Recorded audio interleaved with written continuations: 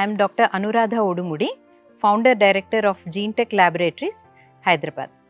Next generation sequencing and cytomicroarrays have actually transformed the way gynecologists and obstetricians practice their medicine and handle pregnancies. GeneTech Laboratory is a 25-year-old organization, and we used to do classical genetics which involved karyotyping and certain number of targeted mutation testing. But after NGS and cytomicroarray, we are able to diagnose a large number of disorders, and especially with the next generation sequencing, multiple conditions are being identified, including secondary findings and incidental findings, which can be prevented by taking proper patient management protocols into consideration. One of the example that I would like to talk about, at least the one that's very close to my heart, is a consanguineous couple have come to us, child with thalassemia.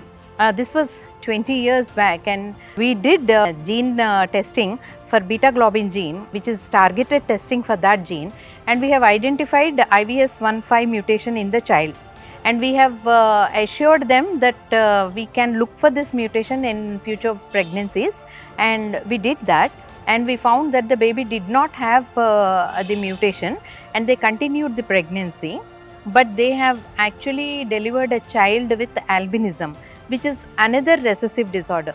In those days, we did not have the technology to look at multiple disorders and identify carrier status of patients for multiple conditions. So, with the use of NGS today, if NGS was there at that time, we could have identified that the parents are not only carriers for thalassemia, but also for albinism, which would have required us to check for both these disorders in the future pregnancies. So, there are several examples of this sort where we are able to look at multiple conditions by NGS, and cytomicroarray enables us to do much more than what we can do with just karyotyping and identify a large range of genetic conditions. In reproductive health space, patient outcomes have improved drastically with the use of these technologies such as next generation sequencing.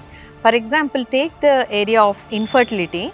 Infertility, there are so many genes that are associated with male and female infertility.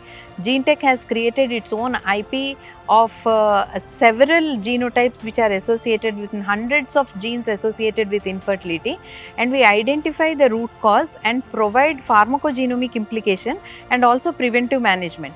So, for example, how to stimulate the woman for best oocyte quality, what drug is best suited, how to ensure that the sperm quality increases in males, how to decrease DFI based on the so this is more or less like a patient specific treatment that can be offered based on the genotype rather than a standard protocol. We are able to do this because we are able to test multiple genes at a time using NGS technology, creating our own panels.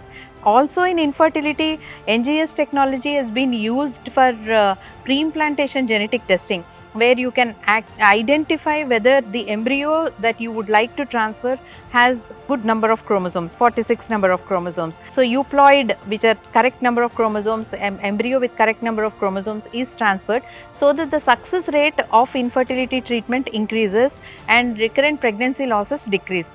There is also an opportunity now that is offered with these latest technologies to identify not just the chromosome number, but also single gene Mendelian disorders in embryos by using what we call as PGT-M. So, there are several opportunities that are available for patients, and outcome success in infertility, it has become very important that the use of these technologies is used in the laboratories.